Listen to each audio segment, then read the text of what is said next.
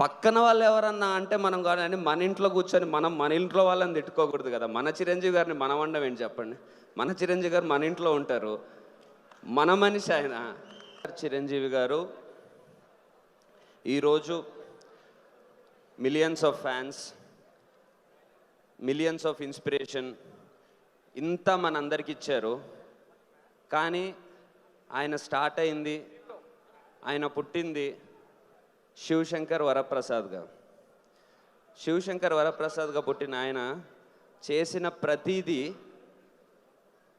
ఆయన సొంతంగా చేసుకున్నదే. ఆయన చెక్కుకున్న శిల్పం ఆయన. ఆయన ఏ రోజు కూడా ఏది ఆయనకి ఈజీగా రాలేదు.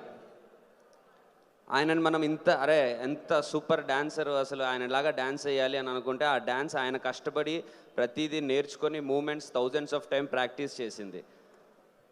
ఆయన అద్దాలు పెట్టుకునే స్టైల్ ఆయన 1000 టైమ్స్ ప్రాక్టీస్ చేసింది. ఆయన చేసే ఎమోషనల్ సీన్స్, ఆయన చేసే కామెడీ సీన్స్ ప్రతిదీ ఆయన ఎంతో కష్టపడి ఎంతో ప్రాక్టీస్ చేసి మనందరి కోసం. ఇట్ స్టార్టెడ్ విత్ ఆయన సాధించాలని, అది పోను పోను పోను ఆ సాధించింది అయ్యి మనందరి కోసం, తెలుగు సినిమా కోసం ఇన్స్పిరేషన్ ఇవ్వడం కోసం అనే స్టేజ్కి వెళ్ళింది. నేను సార్ని కలిసినప్పుడు ఆ అదృష్టం నాకు వచ్చినప్పుడు నేను సార్ని ఒక మాట అడిగాను. సార్, కెరీర్ స్టార్టింగ్లో మీరు చాలా కష్టపడ్డారు, అదంతా ఐ కెన్ అండర్స్టాండ్. బికాజ్ చాలా కసి ఉంటుంది అప్పుడు. మాలాగా ఇనీషియల్ డేస్లో ఏదో చేసేయాలి, ఎంత కష్టమైనా పడాలి, ఇప్పుడు కాకపోతే ఎప్పుడు చేస్తామని. But 20 decades of number 1 stardom చూసిన తర్వాత ఇందిరా ఠాగూర్ ఆ సినిమాల్లో కూడా ఆయన వీణ స్టెప్ కింది నుంచి ఆ రేంజ్లో వేయడం 20 years వాళ్ళకు కూడా పాసిబుల్ కాదు. బికాజ్ నేను కూడా డ్యాన్స్ వేస్తాను కాబట్టి నాకు తెలుసు అదంత ఈజీ కాదు. దానికి వెనకాల ఎంతో అవర్స్ ఆఫ్ కృషి ఉంటుంది. ఆయనకి బ్యాక్ పెయిన్ వచ్చి ఉంటుంది, అది వచ్చి ఉంటుంది, చాలా కష్టమై ఉంటుంది. నేను అడిగా, అంటే అంత సాధించాక అవసరం ఏముంటుంది సార్, మీరు కొంచెం లైట్ తీసుకొని మీరు పడిన కష్టంలో 20-30% తక్కువ చేసినా ఎవ్వరు అడగరు. ఆ ప్రొడ్యూసర్ సార్ గారు మనము ఏమి వెళ్ళి ఎందుకు చేయలేదు అని క్వశ్చన్ చేయము, ఎవరు అడగరు. మరి ఎందుకు చేస్తారు, వాట్ ఈస్ ద మోటివేషన్, ఇంకా సాధించాల్సింది ఏముంటుంది నా మోటివేషన్ అని అడిగా. దానికి ఆయన అన్నారు, అంటే నాకు ఏదో సాధించాలి, ఏదో లేకపోతే అభిమానులని ఇంకా ఎక్కువ సొంతం చేసుకోవాలి, ఇదంతా కాదు, నాకు అలా తప్పితే ఇంకోలా పనిచేయడం రాదు అన్నారు. దట్ ఈస్ అది ఆయన సాధించడం కోసం చేసిన పని కాదు, లేకపోతే ఇంకేదో అచీవ్ చేసేయాలి, ఇంకా పెద్ద స్టార్ అవ్వాలని చేసే పని కాదు. సినిమా పట్ల ఆయనకున్న ప్రేమ, అది చేసే పని పట్ల ఆయనకున్న సిన్సియారిటీ, అది అంత sincere human being towards a work ఈ జనరేషన్లో నాకు తెలిసి ఎవరు ఉండరు. Because every step of his life he shaped it only with hard work.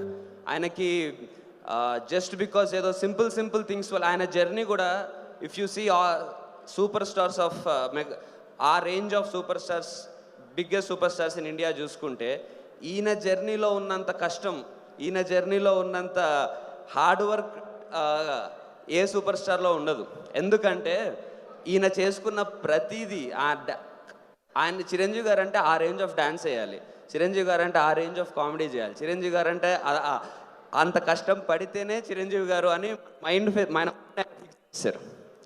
So ఆ హార్డ్ వర్క్ ఆయనకి ఎప్పుడు సినిమా పట్ల ఉన్న సిన్సియారిటీ వల్ల వచ్చింది. ఇప్పటికీ మేము ఏమైనా సజెషన్ అడిగితే, sir one suggestion that you want to give to this generation అంటే ఏం చెప్పరు. ఎలా సక్సీడ్ అవ్వాలి, ఎలాంటి ఏదేదో పెద్ద పనులు చేయాలో చెప్పరు. పొద్దున్నే సెట్కి టైంకి వెళ్ళాలి, పద్దాక వెళ్ళి క్యారవన్లో కూర్చోవద్దు, అక్కడ పని చేసుకోవాలి, నెక్స్ట్ ఒక మూమెంట్స్ ఉంటే దాన్ని ప్రాపర్గా ప్రాక్టీస్ చేసుకోవాలి, డైలాగ్స్ ఉంటే దాన్ని ప్రాపర్గా ప్రాక్టీస్ చేసుకోవాలని ఎప్పుడు ఆయన చెప్పేది.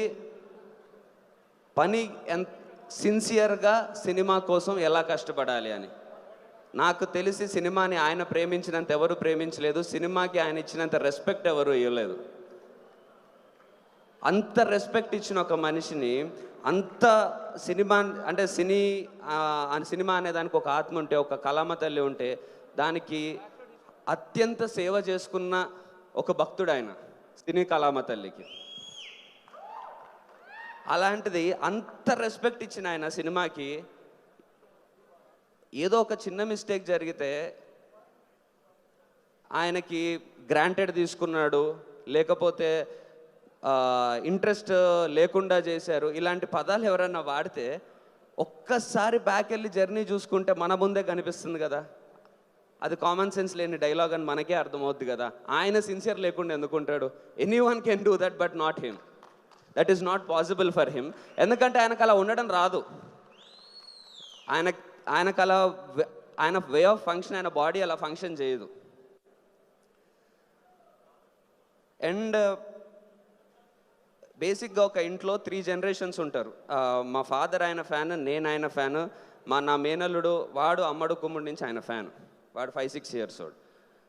ఒక ఇంట్లో 3 జనరేషన్స్ని ఇంపాక్ట్ చేస్తున్నప్పుడు జస్ట్ ఆయన ఆయన తెలుగు ఇండస్ట్రీకి ఎంతో చేశారు. బికాజ్ ఆయన రేంజ్ ఆఫ్ ఆయన తెలుగు సినిమా మార్కెట్ని పెంచిన తీరు, ఈరోజు మేము ఆ ఫ్రూట్స్ ఎంజాయ్ చేస్తున్నాం.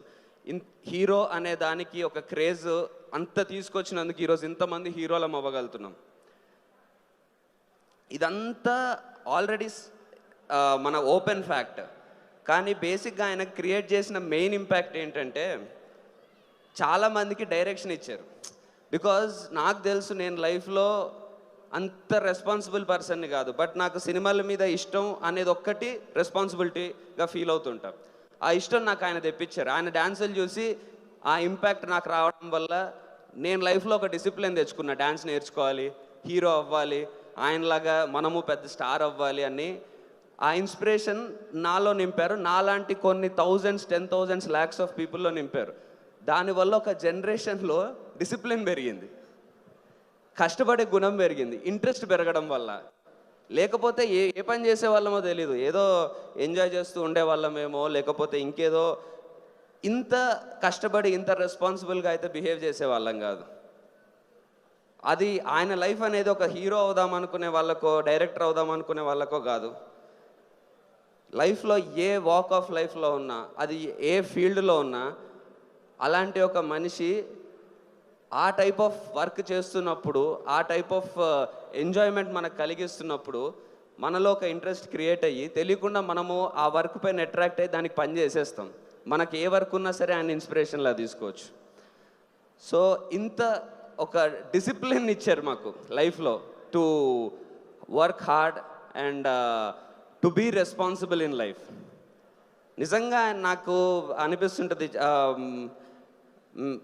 చరణ్ గారు, వరుణ్ గారు, మన వైష్ణవ్, తేజ్ అన్న, వీళ్ళందరికీ ఆయన ఇచ్చింది ఎంతో మాకు తెలియదు. కానీ వాళ్ళందరికీ బ్యాగేజ్ ఎక్కువ ఆయన. ఎందుకంటే అలా బాధ్యత ఉంటుంది, చిరంజీవి గారి పేరు నిలబెట్టాలి, చిరంజీవి గారు ఇప్పుడు అలాగా డ్యాన్స్ చేయాలి, చిరంజీవి గారు అలాగా చేయాలని. మాకు ఆ బ్యాగేజ్, ఆ బాధ్యత ఉండదు, ఆయన ఇచ్చిన బలం ఉంటుంది. సో ఆయన మా అందరికీ బలం. చరణ్ గారికి, వరుణ్ గారికి, వీళ్ళందరికీ బాధ్యత, మాకు బలం. సో ఆయన మా బ్యాక్గ్రౌండ్, కష్టపడి సాధిద్దాం అనుకున్న ప్రతి ఒక్కరికి మాకు ఆయన బ్యాక్గ్రౌండ్. ఎందుకంటే బేసిక్గా జనరల్లీ నాకు కొంచెం భయం, ఎవరైనా సినిమా ఇండస్ట్రీలో కొంచెం నాగబాబు గారి పక్కన కూడా ఇంతకు భయంగానే కూర్చున్నా. బట్ చిరంజీవి గారు ఒక్కరిని నేను కలిసినప్పుడే తెలియకుండా మా ఫ్రెండే అని ఫీలింగ్ వస్తుంది. అది ఎందుకు వస్తుందో నాకు తెలియదు. బికాజ్ ఆ ఇంపాక్ట్ ప్రతి ఒక్కరి లైఫ్లో, ప్రతి ఇంట్లో మమ్మీ, డాడీ, అక్క, తమ్ముడు, చిరంజీవి గారు ఉంటారు. ఆ ఫీలింగ్ ఉంటుంది కాబట్టి ఈవెన్ మా పేరెంట్స్ని కల్పించినప్పుడు కూడా the way my mom was speaking, మా ఫాదర్కి కూడా నేను చిన్న హీరో అయ్యా ఇదంతా ఏది ఆయన ఎప్పుడు ఎగ్జైట్ చేయలే. చిరంజీవి గారు ముందు కూర్చోబెట్టారు, చిన్న ఆయన ఆఫ్ కోర్స్ ఆయన కాలేజ్ టైం నుంచి చిరంజీవి గారు ముందు కూర్చోబెట్టినప్పుడు ఆయన ఏం మాట్లాడట్లేదు. ఏంటి ఏం మాట్లాడట్లేదని ఒక్కసారి మా ఫాదర్ ఏదో మాదే చాలా ఫ్యాన్ అంటే, ఒకసారి మీకు స్కూల్ ఉందంట కదా అని ఇలా అనగానే first time I saw my father drop tears in his eyes. నేను ఇలా షాక్ అయి చూస్తున్నా మా డాడీకి ఏమైందని.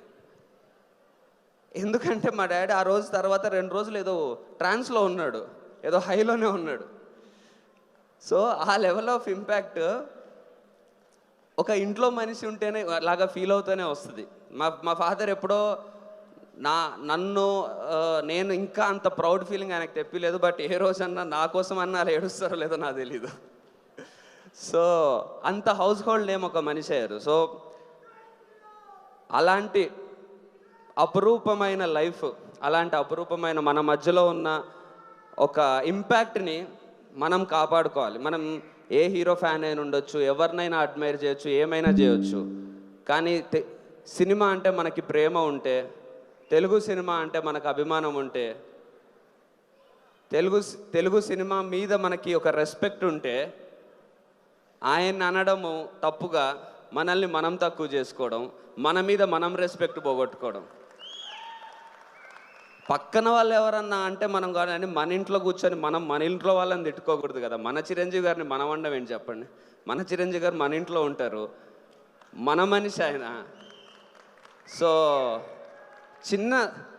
మనకి ఏదైనా నచ్చకపోతే డెఫినెట్లీ చెప్తాం, సార్ మాకు ఈ సినిమా నచ్చలేదు సార్, నెక్స్ట్ టైం ఇంకో లాంటిది తీయండి సార్ అంటే. ఎస్, ఆయన మోస్ట్ వెల్కమింగ్ అట్లాంటి దాటికి ఆయన డెఫినెట్లీ మార్చుకుంటారు, చేసుకుంటారు. అది ఆయన జీవన శైలి.